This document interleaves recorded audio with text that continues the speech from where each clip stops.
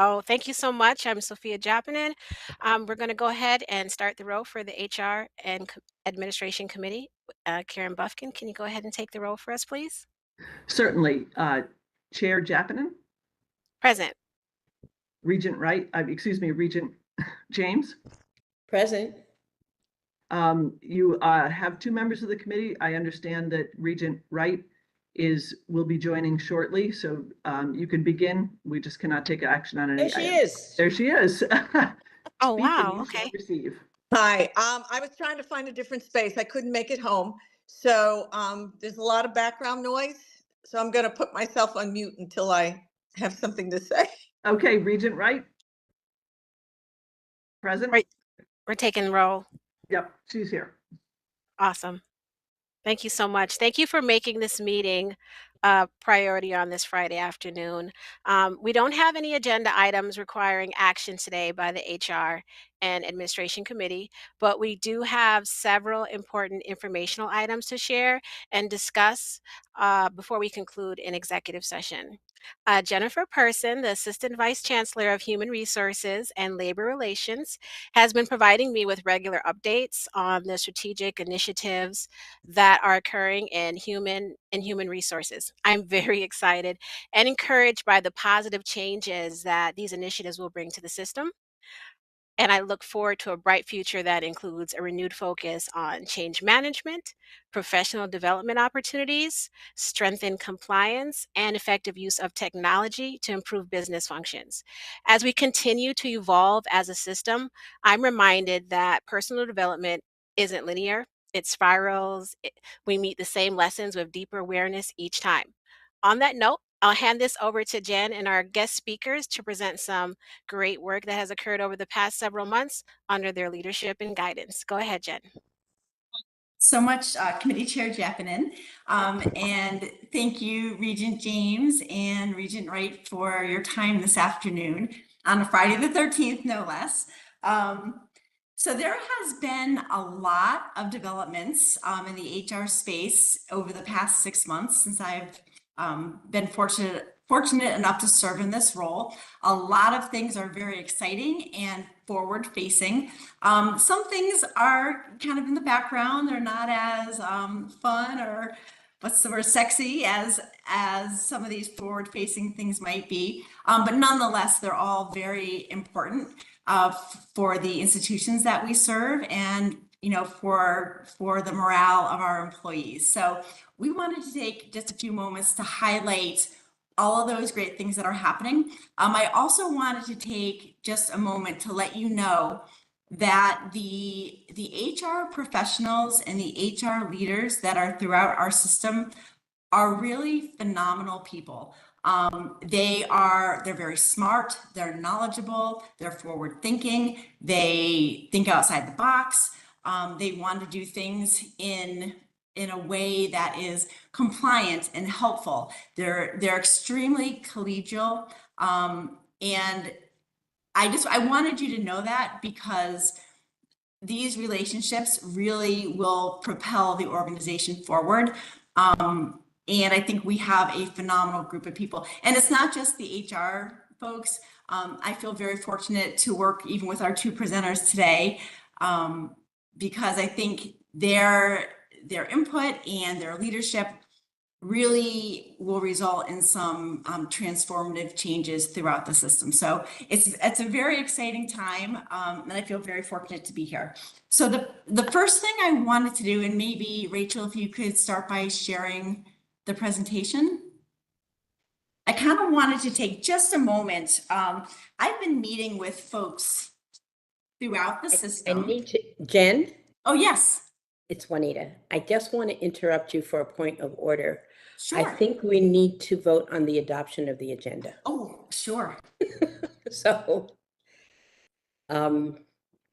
Sophia or Karen, would you want to propose that so we can do that, and then we can go right into the Oh, presentation? thanks, Juanita. And Karen, can you go ahead and do that, please? Certainly. Request a motion to adopt the agenda. So moved. Second. And a second. Thank you. Second. All those in favor? Aye. Aye. Opposed? It is unanimous. Thank you. Thank you, Regent James. Okay, Oh, Jen. okay, so Rachel, if you could maybe go to our agenda. Thank you. Okay, so these are the items we'll talk about. And if we can maybe start with the guiding principles. Thank you. So one of the things I heard as I spoke with people throughout the system, all sorts of different employees in different positions at different institutions, I really did a lot of listening, and I wanted to hear what worked well, what didn't work well. These are the things that I want to focus on in my position, and these are the things that are the kind of underlying principles when it comes to addressing initiatives or challenges, or anything that we do. This is what I expect, how I expect my staff to engage. I really feel it's important to build trust and establish mutual respect, which really means taking accountability, improving the customer service experience and the employee morale, and engaging in meaningful partnerships. And I don't mean just at my level. I would expect system office, HR, labor relations staff, at whatever level they're at, to engage in these meaningful partnerships. I think from a system office perspective, we have the responsibility to do this and to lead by example and to bring in as many people as we can.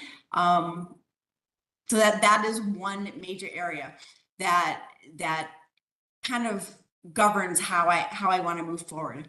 The other thing that's really important to me is improving our operational services, streamlining processes, creating efficiencies, removing redundancies. I think we touch a lot of things multiple times, and when we do that, it introduces risk, and it introduces the potential for there to be more errors, more audit findings. We need to leverage technology a lot more effectively and efficiently. Regent Jaffinin and I talk a lot about some of the technology deficiencies that we have. In some areas, we do have deficiencies, but we also do have existing technology that our staff might not have the skill set or the knowledge, or even they might not have access to it, even though we do have it here in the system. So I think we need to leverage technology a lot more effectively. And the other thing is we need to increase our responsiveness to changing business requirements. We need to be more proactive and less reactive. And I really feel that if we can improve operational efficiencies, we will get to that point where we have more time to be proactive and less reactive. And of course, one of the most important things to me throughout my career has been focusing on effective and meaningful change management. I'm one of those people who believes there's no such thing as over communicating. People learn in all sorts of different styles. Some people want an email, some people want a phone call, some people prefer face-to-face. So how we engage our employees and how we prepare them for change, and how we get through some of these challenges really depends on thoughtful and effective change management. And I want to approach the work that we do through that lens. So that's just the basic guiding principles that we're going to follow in the system office from an HR and labor relations perspective. And I just wanted to give you a quick snapshot of that. Does anyone have any questions about that? We can move on. Okay, so Rachel, if you can go to the next screen. The next thing we wanted to talk about was professional development. And my predecessor, Lori Lamb, worked with Dr. O'Day Stevens to secure funding and to secure a super talented resource to develop professional opportunities, meaningful professional opportunities and he was incredibly successful. His programs are revered, and he did a really incredible job. Tam has really been the leader in getting this over the finish line. And her leadership and her guidance really made this possible. I was really thrilled to kind of partner with Tam in trying to get these resources back. Cameron Liston's area in compliance has a need for training and for professional development. Obviously, Tam's area also has this need. Human resources has this need. So I'm really hopeful that we can continue down this path. This is incredibly important work. It is something that is missing from our system, missing from a consistent, we need to have a more consistent approach and have more consistent opportunities for this. To me, this is critically important. And I wanted just to have Tam take a few moments to kind of walk through these successes. I think it's something that we can really be proud of. Thank you, Jen. Good afternoon, and thank you for giving me the time to share this information today with everyone. I want to take a little bit of time to highlight the programs and opportunities that we've had over the course of the past year at the system level.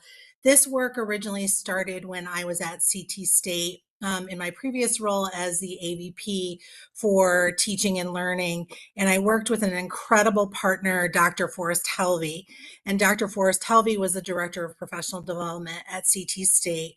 He returned to his faculty role, and we were lucky enough to get a release where he was working with us on a course release at the system office in partnership to deliver a lot of these programs over the course of this past year.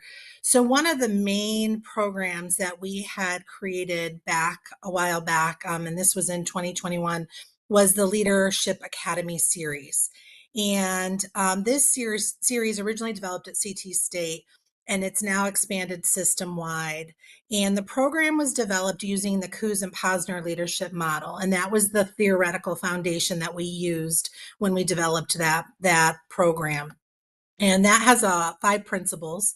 And for those that aren't familiar with that model, it includes modeling the way, inspiring a shared vision, challenging the process, enabling others to act, and encouraging the heart. And so the entire program was built on those principles.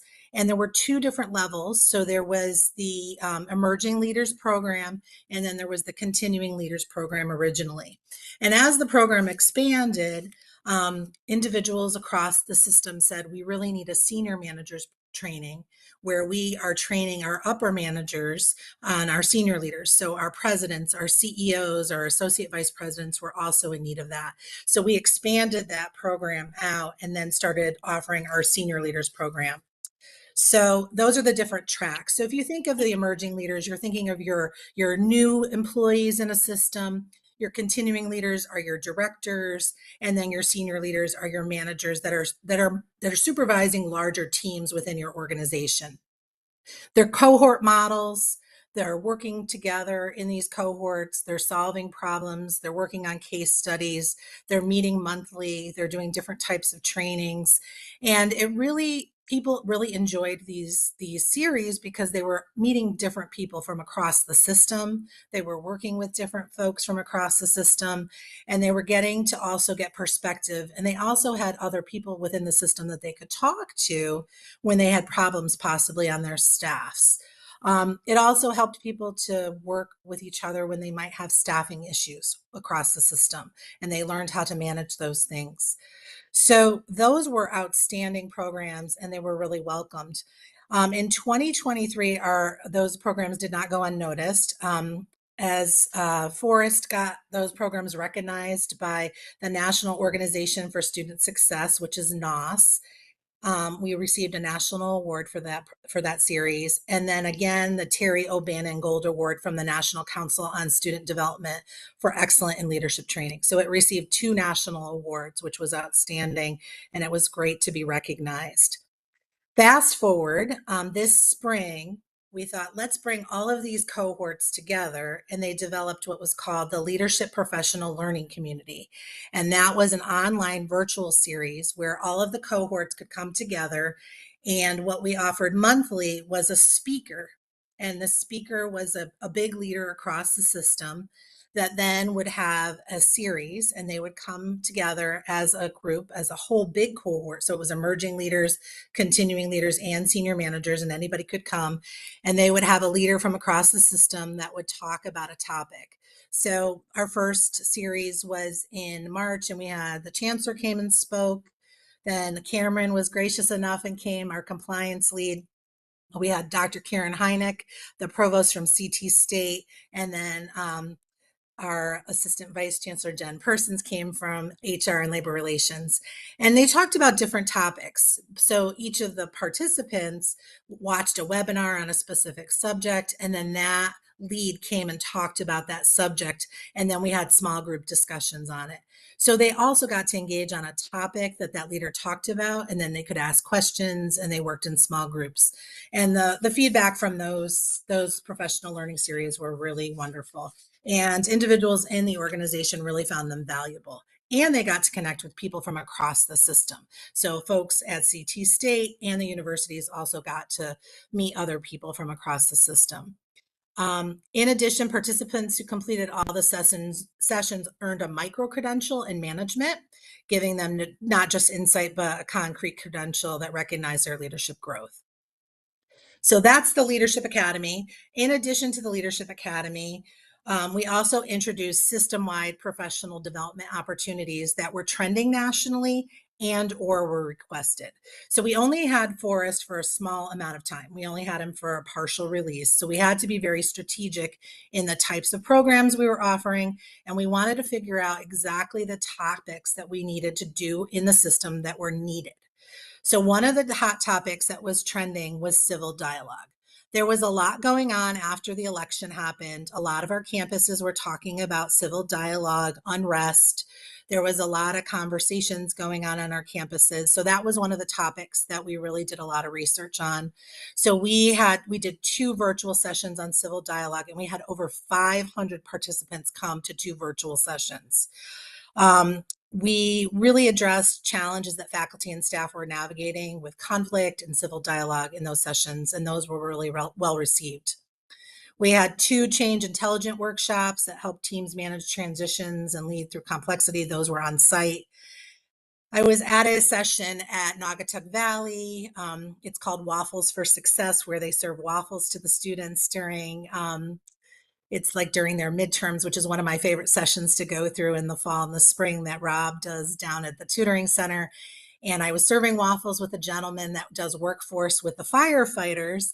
And this gentleman said, I'm really looking for somebody that does professional development for my faculty. And I said, I know a guy that can help you. And he was looking to train his professors and his teachers that train all the guys that do the training for the firefighters in Connecticut. So Forrest did this amazing training, and it was called Backward Design Training for the Naugatuck Valley Community College workforce firefighters. And he did this amazing training with the 75 faculty. So we've been doing these one-off professional development trainings across the system. There were a couple other sprinkles here and there with other professional development, but those were some of the big highlights that were really successful. One of the most innovative programs that I'm super proud of that really spanned our entire system was the Escaping Inaccessibility. So it began as a homegrown idea at Connecticut Community College, Tunxus. So there is the Office of Disability and Accessibility Services. And the lead over at that campus, her name is Debbie Cozier, and I want to give her the big shout out because this was her brainchild. And she came up with this escape room idea where you go around to different stations and you learn about accessibility and how to work with students on your campus and students that might come with different types of accommodations. And then she gathered various people, and I said, let's invite some of the folks from the universities that work in the accessibility space. So we got the lead from Central, and then the lead from Eastern, and then all of the other folks from the community colleges were wanting to join in. So we have this team, and we created this Escaping Inaccessibility escape room. So we have this puzzle that they go through, and they go through these different stations. So more than 265 staff, faculty, and students have gone through and successfully escaped the escape room over the course of this past year. And we have it already scheduled to run 4 more times this coming fall into the winter. And it's one of the hottest commodities right now that is being requested across the system. We are looking to tape and videotape the actual event and present it at hopefully a national conference. So that's one of our pride and joy right now with our professional development is our escape room.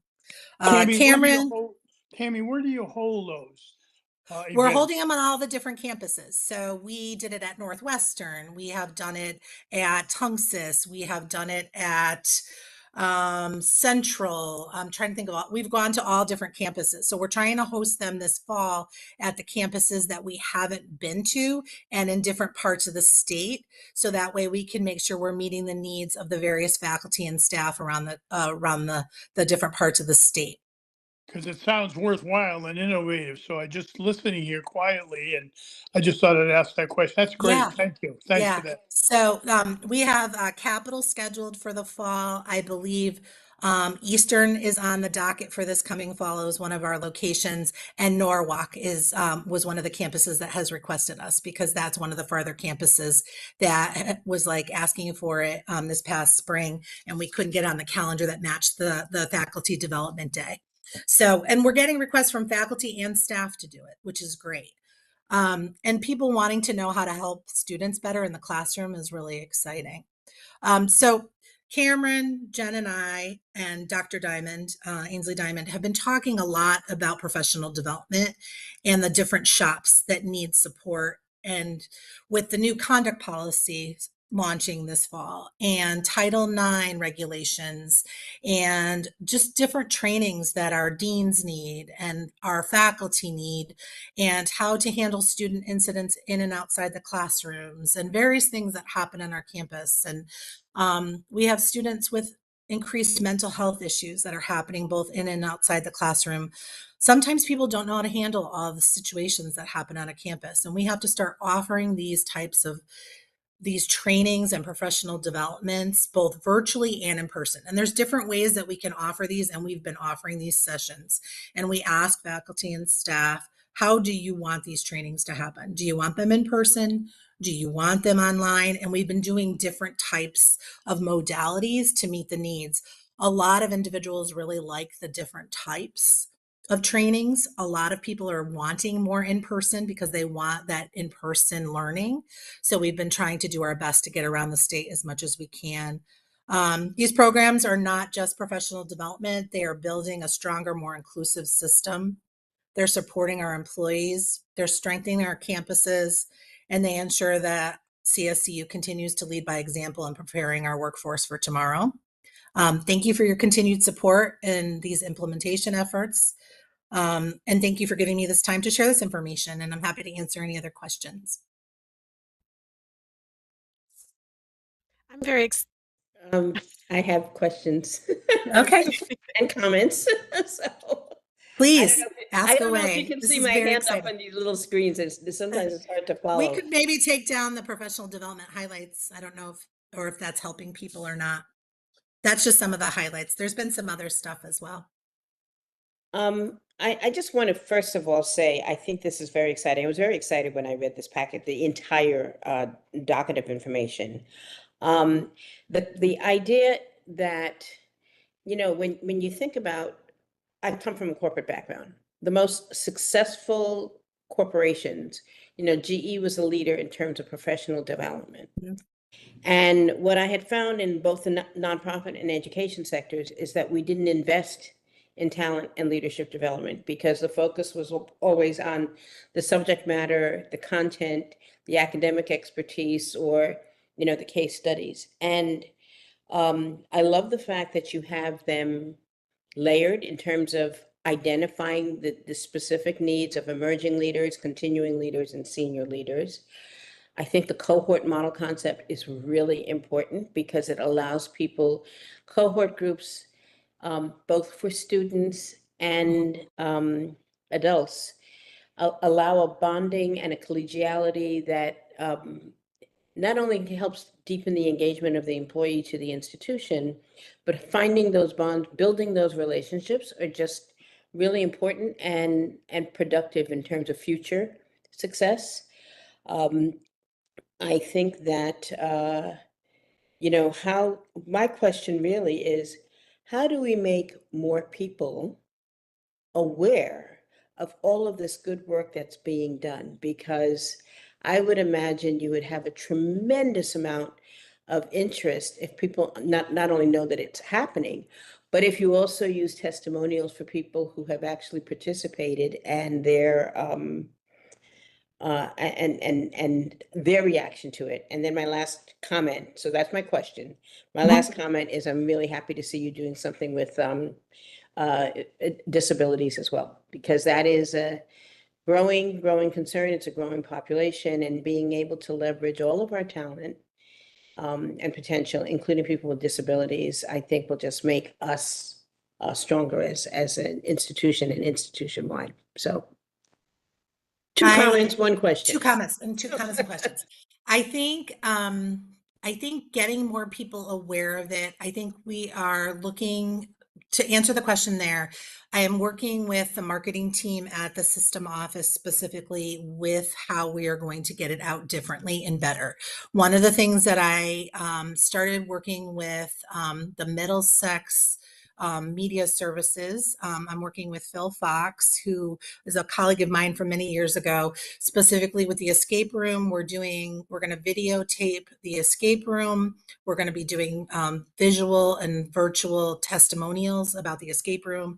And then I'm hoping to then expand that with some of our other programs long term, because I think some of the visual and video edits and those kind of things show people what a program is versus just an email about a program or a flyer.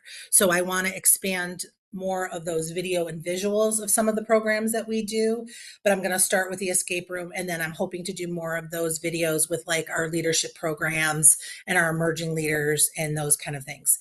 With the cohort models, you do have to limit them to certain numbers, because when they get too large, they lose their authenticity. So we do have to limit the number of seats in those. And with only one person that has a 6-course release right now, it's very difficult to do large scale professional development. So we have been talking and doing some strategic planning of long-term, what a professional development system-wide would look like. What does that look like staffing wise? How does it support compliance, ASA, and HR? Because this also is like onboarding, human resources, and then continual training for staff, faculty across the system. It's not just getting them in the house. How do you then continue their learning as you go? So there's two parts to the puzzle.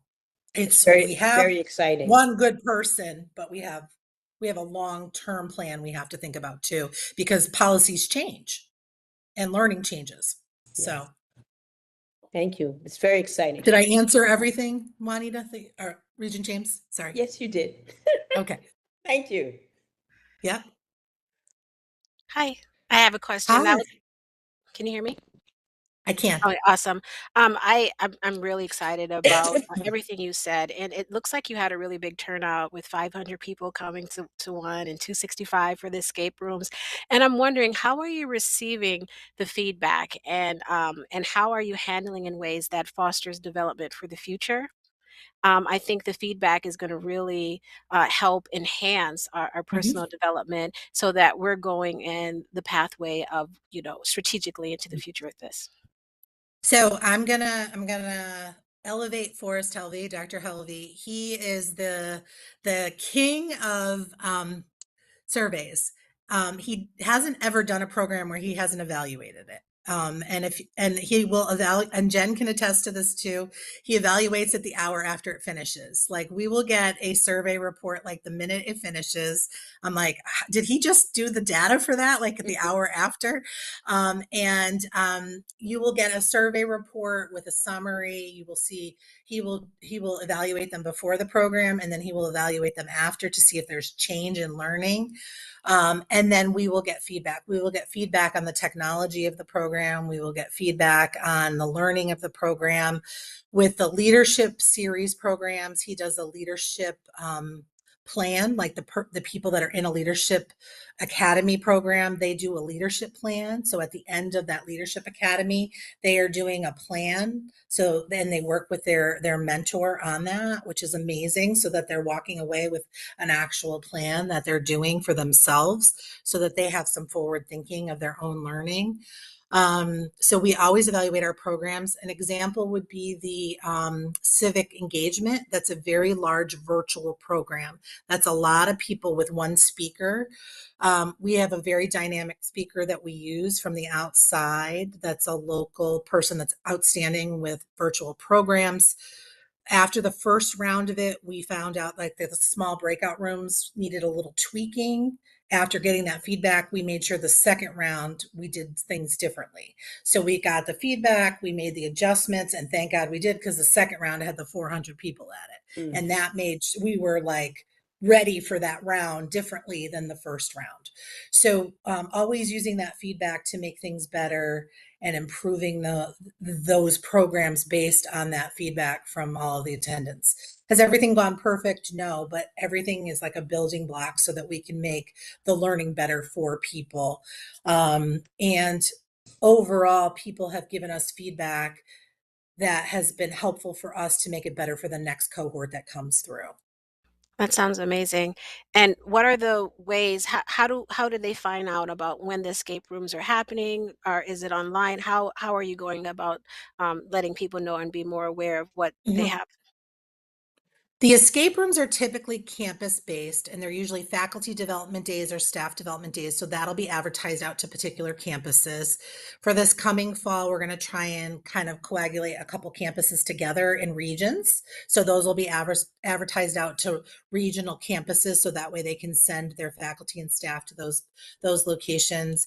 Continuing leaders are sent out system-wide right now, because those are being offered to the entire system. So if they want to join a leadership academy and they're in they're at a particular level in the system, they would then send in an application for that. So that was sent out through our CSCU portal through to everybody. Mm-hmm. I was going to say too, Tam, I think there's another layer of this too. If we can get our managers on board as well, I think they play a really critical role in ensuring their employees receive the right professional development and training, and that they encourage, these types of programs without the manager's support. I think with the manager's support, we can be that much more successful. So I think there's that layer as well that we probably should tap into as much as we can. The Change Intelligence was a nomination from presidents and VPs. So they nominated individuals from their campuses to sit on that training. So sometimes it's a nomination from campus leadership. Sometimes it's self-nomination to go to something. Sometimes people sign up. So it depends on, how it's kind of charted or coursed for the system. And we try to make sure that we have representation from all the campuses right now, because that's really important to us, that we're making sure that we are inviting all the campuses, especially for the system-wide PD that's being offered.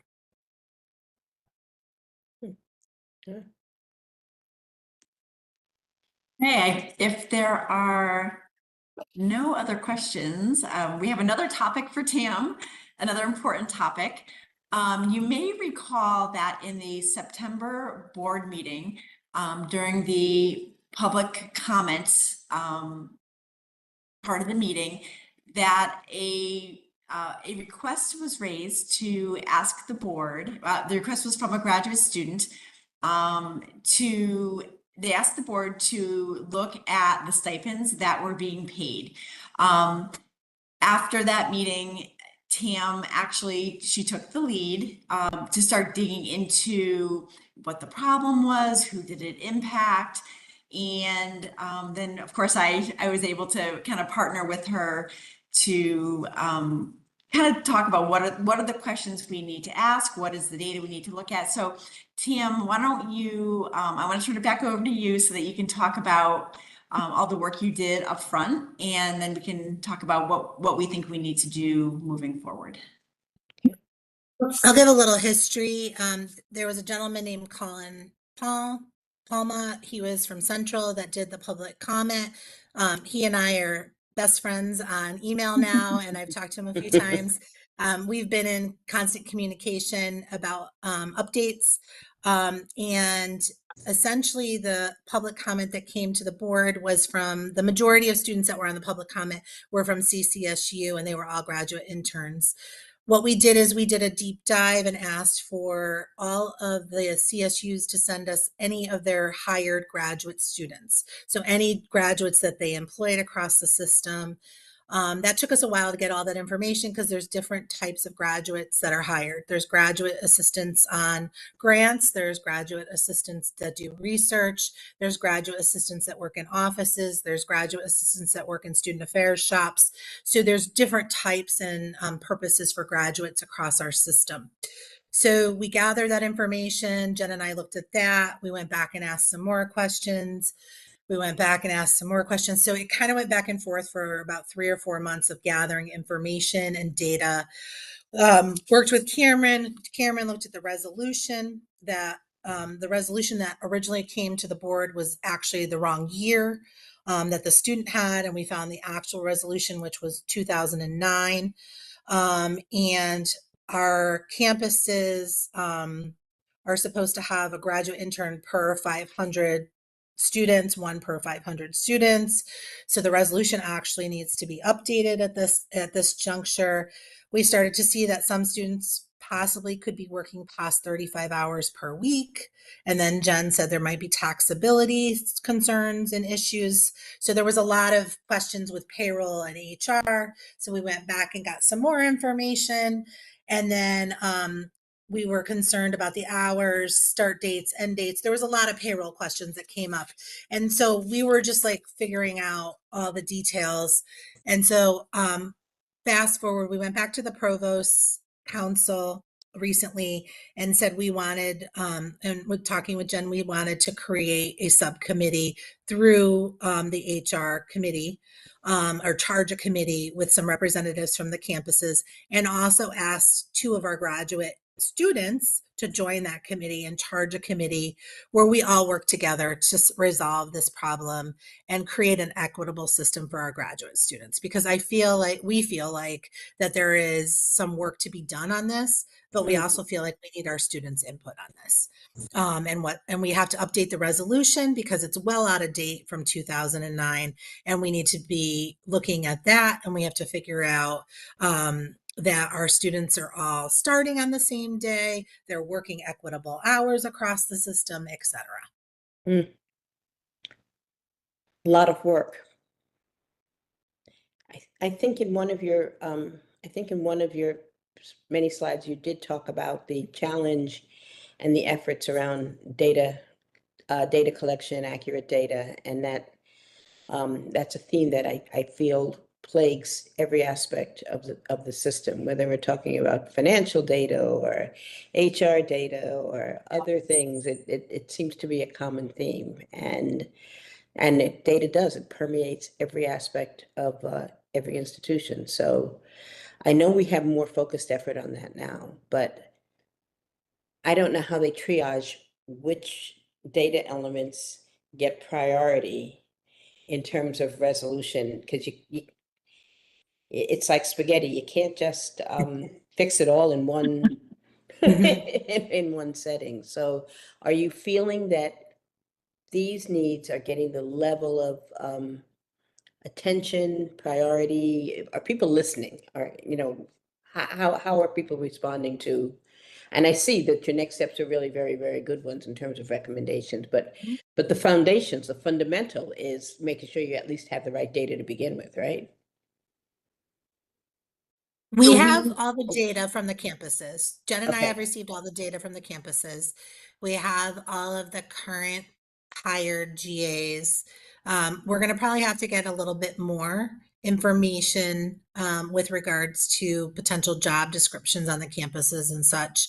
We're missing a few other things, but I think overall, I think having this smaller committee of representatives will help us to make more informed decisions with them.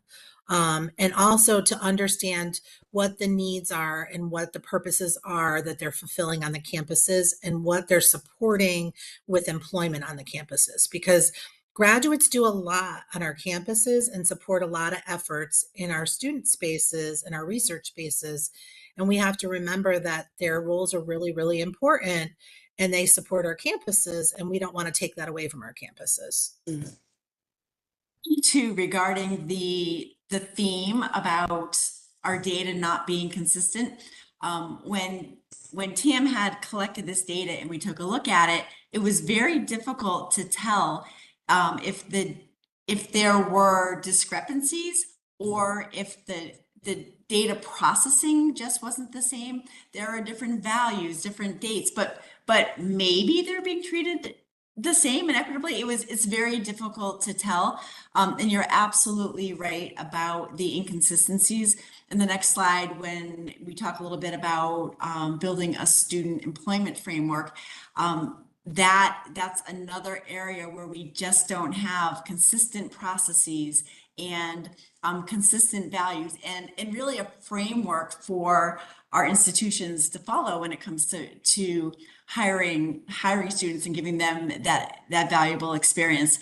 I think the value in going through this and getting everybody on the same page, processing things the same way, having consistent offer letters, having consistent and a consistent approach is that we can then report across the system and, with the long-term goal of providing more meaningful metrics and pushing out data so that executives can make informed decisions. Right now, the way the data is, it's very difficult to bring it all together in a meaningful way because it's done so differently all over the place. So do you have a dedicated data team or project management office or project management team that's specifically focused on the issues, like in HR and administration? Or do you share these resources across the board and it goes into some kind of a prioritization or triaging list or total randomness? I'm Yeah, I'm just trying to figure out from a discipline standpoint, how do you get from here to there? So one of the first things I did when I came to CSCU is I recognized that we, as the system office, who really should be responsible for reporting and consistencies and making sure we're all kind of playing in the same sandbox, using the same tools and having the same processes. I went ahead and brought a data analyst onto our team. That position has been really critical when it comes to running reports, developing reports, flagging inconsistencies, making sure that processes are the same across campuses. Helping with labor relations types of requests. So there have been a lot of reports that have been built. And when you build those reports and you look at the data and you see the inconsistencies, that kind of gives us the path forward. And we've been able to pull together key stakeholders and people that are in the weeds doing the work to talk about how do we fix this? What is your process and can we all get on the same page? We've had a number of meetings with HR, payroll, data type people from our different institutions. We've talked about the change in the law for sick time. We've talked about time and attendance data, because if we need to get to a point, like you said, where we all handle it the same way and we improve our ability to report and solve problems. So it is unfortunately it's not a quick fix. It's, it's going to take some time, and there are some reporting difficulties when you change the values of fields. You have to be kind of savvy about remembering what a field used to be called before you change it so that our reports can still be comprehensive. So it is kind of a bigger deal. But in my experience, we just have to roll up our sleeves and start somewhere and push forward and make progress. We also have resources at the Office of the State Comptroller and at Core CT who can help us with that. And they've been wonderful colleagues and partners in trying to fix our data. And my hope is that we can start to utilize more of that system as well and be more consistent, and kind of bring some improvements to that realm as well. But we do have to have a methodical approach. We do have to take inventory. We have to look at all the downstream effects, because obviously that data has a lot of tentacles, and it gets very complex very, very quickly. But we totally recognize it. We are in it every single day. And one of my goals is to build a bigger team than just, one person. And I think we do have some talented folks on the team, that will do a great job in pushing that forward. And of course, we will absolutely involve the HR payroll data folks from all of our institutions. So it's just making sure we continue to push forward. Thanks, Jen. Yep, sure. So any other questions on our GIs? Hopefully we'll have an update for the committee as we move forward with that. I just want to make a statement that this is really good, because one of the things that we're doing here is that we're aware, and we're focused on this strategically, and we're going in, like as you said, moving forward. So I really appreciate the work that everyone has done. This is great. Great. Okay. So why don't we, Rachel, if you could advance the slide for me to that same point with that same theme. We want to establish a student employment framework. Our students are obviously our most, they are our most important focus. And I think for a lot of the students at CSCU, having the student employment experience is very important to them. It allows them to network. It allows them to work with people, and, professional folks be able to provide them with a reference. And it's a great thing to put on their resume. So for a lot of our students, it really should be a critical component of their experience with our system. Unfortunately, looking at the data and in looking at processes, we don't really have a solid framework that allows us to see our progress and to be able to report on the jobs that our students hold, on the different pay rates that they receive. And we don't really have guidelines for the managers that hire students, that allow them a great tool in figuring out how to best utilize these resources. I was contacted by Irene Martin at CT State. She is the Director of Financial Aid Services, and she, our paths crossed in probably for some other reason, but she reached out and she said, Jen, this is something that's really important to us as well. There's a lot of misunderstanding throughout the system with respect to what is student employment, what is student labor versus what is federal work study. What kinds of jobs can we utilize students for? Are there any guidelines on what we should pay these students? And unfortunately, right now, I think our institutions follow different practices, and and they might hire students for different reasons. But what we would like to do, and we started with CT State, we brought together a committee comprised of system office subject matter experts and subject matter experts from CT State. And we want to look at establishing job descriptions or guidelines for each class of student worker that we have. Right now, we don't really have any concrete guidelines that offer a broad framework for hiring managers to work in. We want to standardize student employment letters. Sometimes they're issued, sometimes they're not. We want a guideline on how to handle pay increases. It's very, very difficult right now to identify what rate a student is paid at.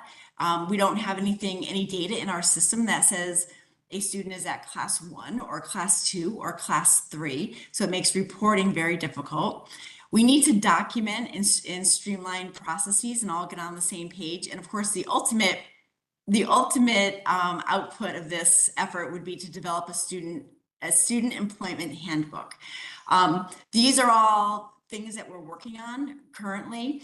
I did chat with the CHROs from the universities as well, and they are on board. So the next thing I think we need to do is to bring in our colleagues from the universities onto this committee, and hopefully as a group, we can start to build a framework.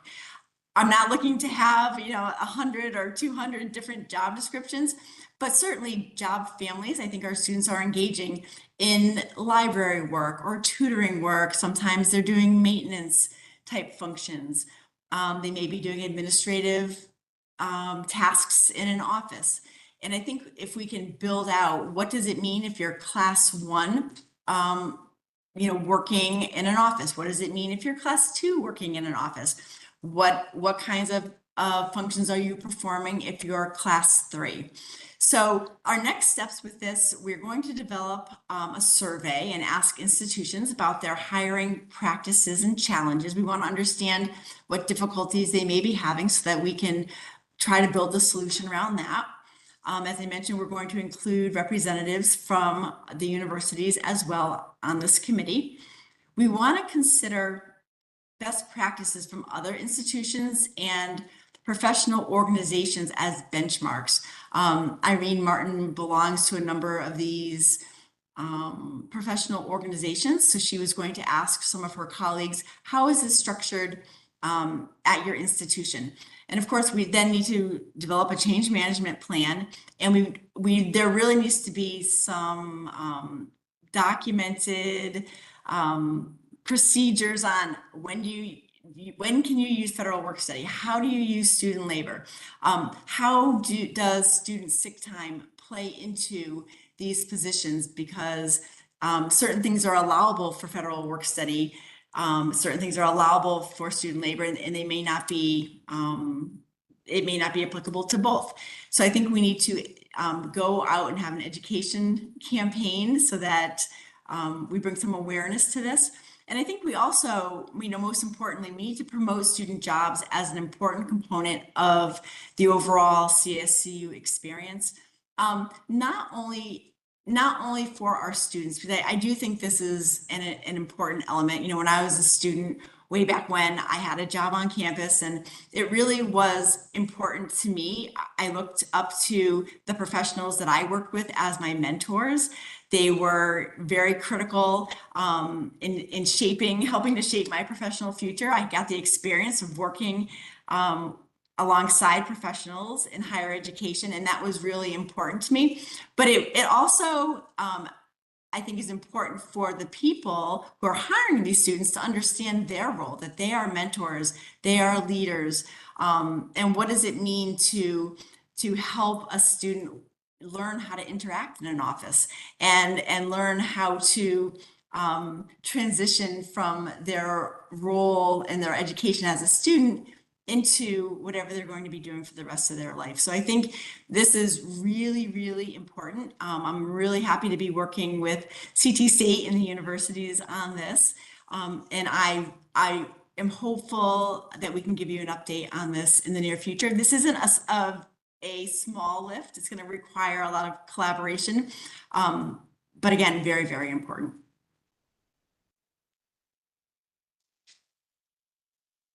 All right. Any questions on student employment? Okay, Rachel, if you could advance the slide for us. Wait, I I wanted, think oh, Regent Sorry. James is saying, sorry, she's on mute. Go ahead, Regent Okay. James. At the risk of, I do not want to take over this entire meeting, but what I will say to you, listening to what you're trying to accomplish, in one of my former lives, I led a global HR transformation for Pitney Bowes and its 35,000 employees. And that's exactly what you're talking about. Realigning processes, redefining, change management, the right tools and resources. It is more than just a big lift. It is a tremendous lift, and would just be interested in having more conversations about how you even begin to scope out the magnitude of what it is you're trying to do and what kind of resources, tools, talent, expertise you need to actually make that happen. You're right. When you get to the end of it, it is incredibly more efficient, more effective, achieves your goals. But it is a very complex and painful process. So I'd just like to, have more conversations with how you're thinking about doing this and the partners that you're collaborating with in moving it forward. And now you're on mute. Oh yeah, you're on mute. And sorry. yes, I would absolutely love that. Change management is not, and this kind of realignment and transformation is not for the weak of heart. It requires a lot of dedication and a lot of love for what you do. And I think at the end, when it's all accomplished, people are generally happy and everybody's in a better place. But it is a large lift, but well worth it. Yes. Thank you for that. That's awesome. Okay, so I wanted to now turn the presentation over to Cameron Liston, our Chief Compliance Officer. Go ahead, Cameron. I'll let you talk about the work that you've been doing in the policy realm and how you've realigned how we're looking at policies, and then I think you wanted to talk about how this particular policy impacts employees. Yeah, I appreciate it. And thank you all for your time here this afternoon. I will substantively talk about the hazing policy, but more importantly, or just as importantly, I want to talk about kind of the transition we're making in our policy portfolio, in maturing our policy portfolio, and how you're going to recognize that, a policy that on its face is about student affairs, student conduct, actually has very legitimate human resource implications to it. So I really want to kind of give this to you as a case study so that you can start considering how you want to receive this information, because certainly, you will have policies that are going to be coming in front of this committee that you will have to take action on and vote on because they are human resources, at their core. And I don't want to overwhelm you by saying that also every other policy we adopt has human resource implications. And that's because we're transitioning to a policy ownership model. And what that does is really emphasizes the importance of enforcement and accountability. So even a policy that is about student conduct, who is enforcing this and who is accountable for the effectiveness of this policy, that's going to fall to our employees. So you'll notice, this policy, the policy owners, it's not the students who are impacted, by the letter of the policy. It's the individuals who are going to be tasked with responding to allegations of this nature or tasked with the reporting requirements coming out of this. So I just want you to kind of have that context here. We're going to be talking about, a policy that was recommended to the Board of Regents at the upcoming meeting by ASA appropriately, because it is truly a student affairs policy, but there are certainly human resource implications here. So by way of background, the hazing policy is the outcome of some recent Clery Act amendments that were signed into law in December 2024. They require 4 kind of major changes to how we approach the subject. The first is updating our definition of hazing. It's greatly expanded. It includes both recognized and unrecognized student organizations. So really, we're going away from the thought of we control what we know, and now they're saying you actually need to figure out how to control and report on things you may not even know about. The second is we need to adopt a policy that is consistent with the amendments. Then we have to update our clearer reporting. So this is when we kind of now are seeing human resources staffing come into this. Obviously, our staff prepare our clearer reports, our annual security reports.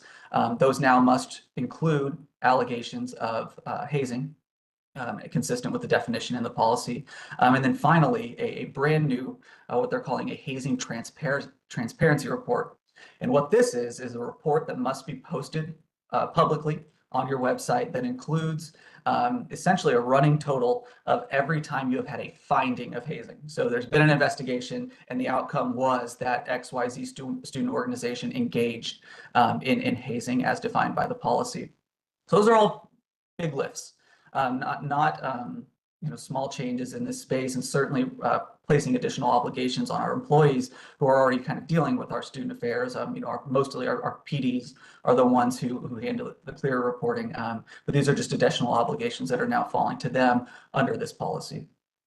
So really what made me reach out to Jen and ask, is this something that this committee would be interested in? Was we received feedback, of course, on the substance of this policy, but the number one question in all of our reviews, this went out to the police departments, human resources, the student affairs departments at all the institutions, our presidential designees, so many people reviewed this. And the number one question was, why does the applicability say employees? And that's because we are creating obligations that we must be able to enforce. If somebody fails to create this transparency report, we need to be able to look back and say, this policy applies to you, and this was your responsibility as the policy owner here. So that is why the applicability says all students and employees at all CSCU institutions. And then finally, I would say very, very fringe case, not something that we would expect. But of course, we could also receive allegations that the staff member, or even sometimes we've designated third-party volunteers who are working with our student organizations, also engaged in the hazing. Right, so then we would have a student or an employee conduct issue that could fall underneath this policy. So you'll also see in the enforcement section that this policy is enforced via the student code of conduct and the employee code of conduct, because certainly failure to adhere to any of our policies would violate that policy.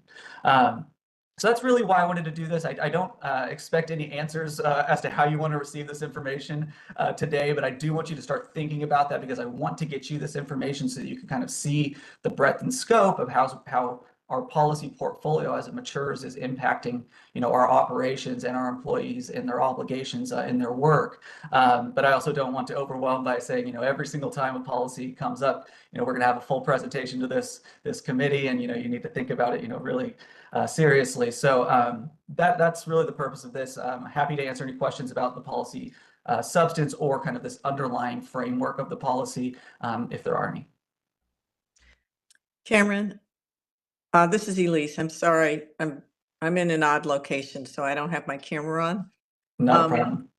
But if I think about past instances, what has gotten us into a little bit of trouble is when we have policies that are not, they're in existence, but they're not sort of adhered to, or there's turnover and, a new person coming on in the organization. And you and I have talked about that before.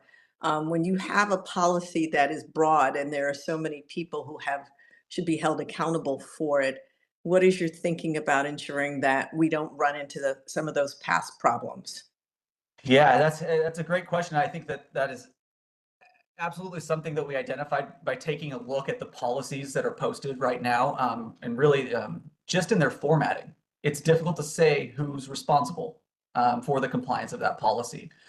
So the template that you have, this is in your materials, the actual language of this policy is the template that we're transitioning to for all policies. And the top provision is policy owners. And that is saying whoever's identified in this line is the one who is responsible for the compliance with this policy. How we review that is going to look different in different spaces, because it does span all of our silos of employees. But one key way that we do it centrally is that the policies now have a regular review cycle. So we will be reviewing them on a regular cycle that will be managed out of my office, where we can check and probe for compliance with the policy, probe for effectiveness of the policy, and probe for whether or not that policy is still necessary, needs to be amended, updated, retired, etc. And then, of course, any recommendations there would come in front of the appropriate board committee and then in front of the full board. So we were going to have to do it that way. It's certainly two-pronged. One is centralized, one is decentralized. But the other important thing about having the ownership right at the beginning of the policy is that during onboarding, we can easily identify, somebody's coming into this division. Here are the policies that this division is responsible for, and you will get those policies and you will understand what you're responsible for from day one. Thank you. That's awesome.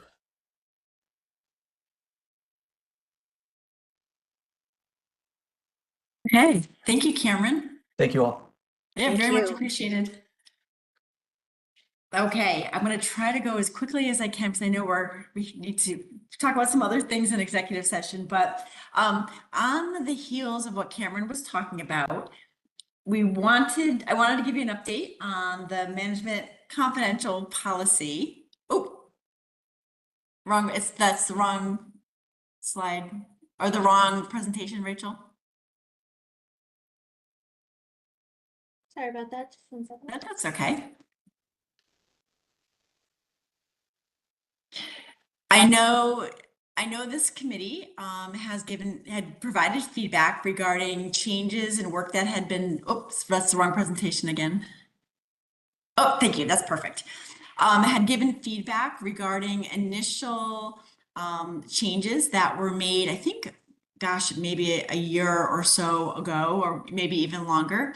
But given that we have some new leaders, Cameron Liston, obviously, Karen Buffkin, myself, we wanted to take just a step back, relook at the policy under the new framework that Cameron has provided, and I guess draft another version of the management confidential policy. And Cameron actually made a great suggestion when he looked at this.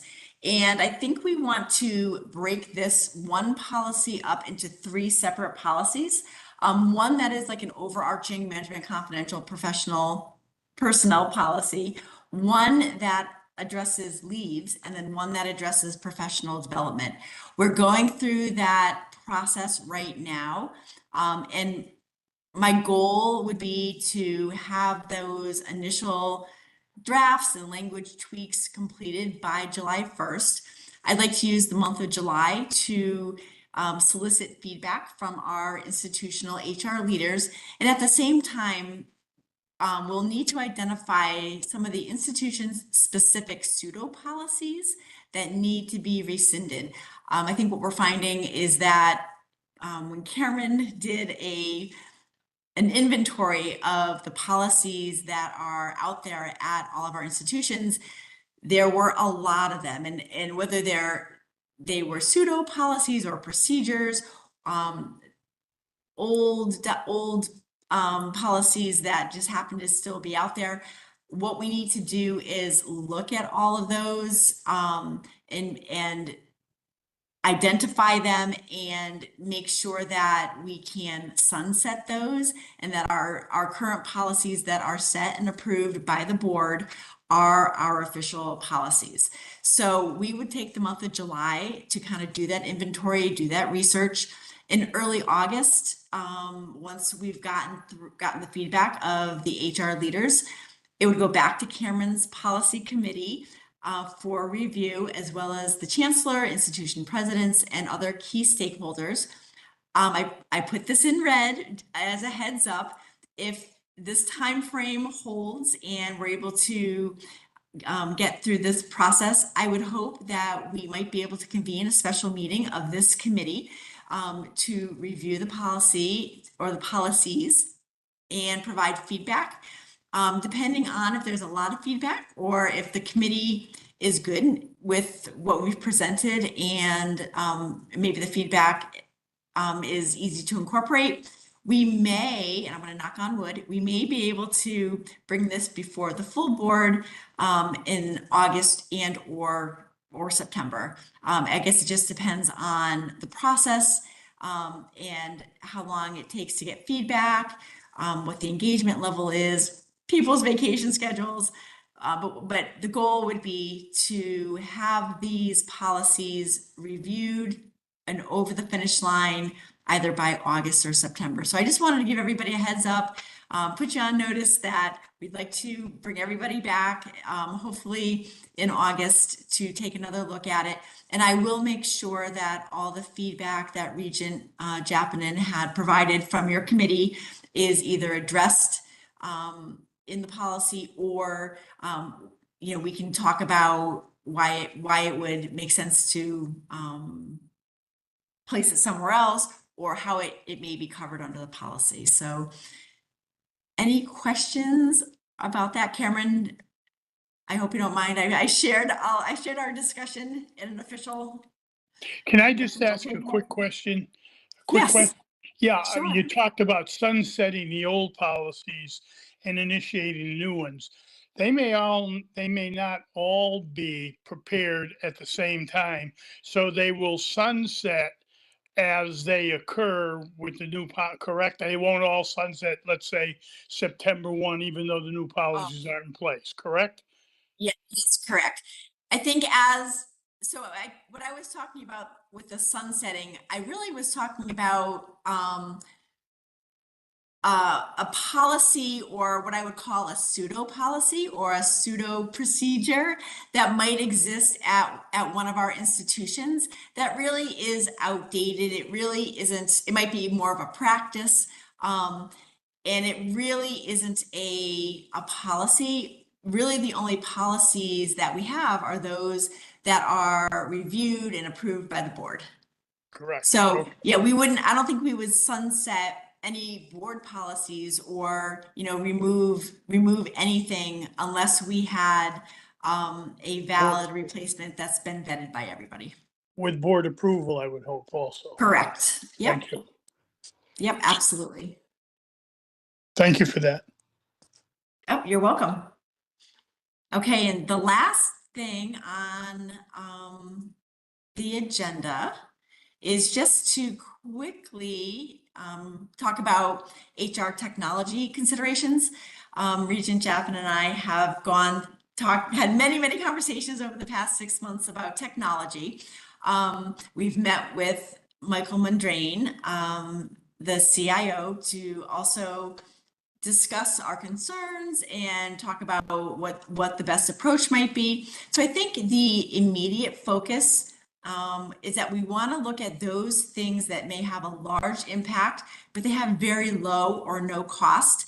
I kind of spoke about this earlier. We want to look at Core CT, our HR payroll system that is owned by the state of Connecticut. I know they have functionality that CSCU does not utilize. I think we can gain a lot through configuration changes, utilizing this functionality. And that hopefully will come at no cost to us. I also want to leverage Core CT for better reporting, better data distribution. We've started that with that business analyst that I hired. And we have some other talented folks on our team that are starting to utilize Core CT better for reporting. And I think that will go very far as being able to identify data discrepancies, pushing data out for executives to make better decisions. And then the other thing that I think we can do that will have a large impact and cost virtually nothing is to leverage SharePoint to develop internal applications, forms, utilize it for workflow. We have built a couple of internal applications basically for business operations purposes. And those applications have been truly wonderful, time saving, and it kind of brings us more into 2025. I think in a lot of respects, we were operating on paper, and we didn't. I guess I'll just say that this brings us into a more organized framework using technology. And then our future or long-term considerations with respect to technology, I've heard across the system that there's a huge need for an electronic records management system. We have things in files, we have things on people's desks, we have a lot of paper all over the place.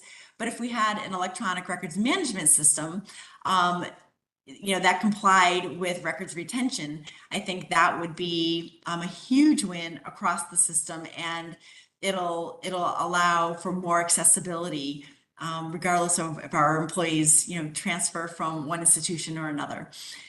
I think applicant tracking and a better recruiting tool and a consistent recruiting tool that is utilized across the entire system would be another consideration. The CHROs, especially at our universities, have requested this.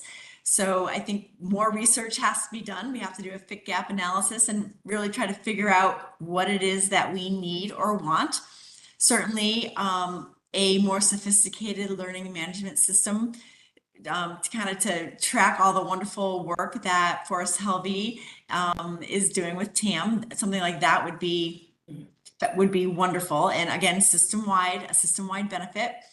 Business analytics, that is my dream goal. I do hope someday to get to a point where, again, we are doing some of these analyses based on data coming from multiple different sources and pushing that data out to decision makers. That's a long-term goal, but to Regent James' comment, we do have to improve our data and we do have to improve our processes to get there. So that would be, like I said, a dream goal. And then the last thing I thought we could look at would be a Form I-9 application. Form I-9 is one of those things where it's just a form, but it's a very easy form to not achieve compliance with. And in the event of an audit, I think we want to make sure that we are totally compliant with how we complete that form and how we utilize it, store it. There are a lot of rules around it. So taking a deeper dive into that process and potentially looking at an application certainly would bring better compliance to the system. So those were some of our initial thoughts. Right now, we're going to go the large impact, no cost route, but I wanted the committee to be aware that we are going to do a lot of research, figure out what we need in that other space, and then see what our options are. Great. Yes, great. Thank you. Okay, I think we have wrapped up this part of the session. Thank you so much, everyone. This was a wonderful presentation. I really appreciate the time that everyone has taken and the forward vision and the outlook of creating a better system for our state. So thank you very much. Do we have any more questions from the committee to anyone before we go into executive session? No, just a big thank you. This is really, really good stuff. Amazing amount of work. So, Yeah. Thanks. Okay.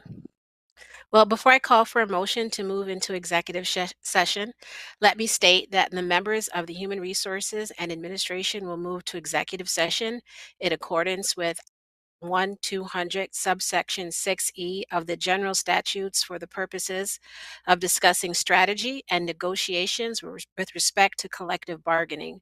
No votes will be taken in executive session. Additionally, there will be no action or votes by the board following executive session. The only remaining item will be to adjourn the meeting. Jennifer Person and Karen Buffkin will be invited into executive session as they have testimony or opinion that is pertinent to that matter and will be in attendance during the discussion of this item. Therefore, allow me to call for a motion to move to executive session for the purpose as I have described above. So May I have a moved. motion? So Thank you. moved. Second. second, Thank you. Thank you. All in favor? aye. Aye. Opposed? Motion carries. The live streaming has been paused. All right, folks, the live streaming has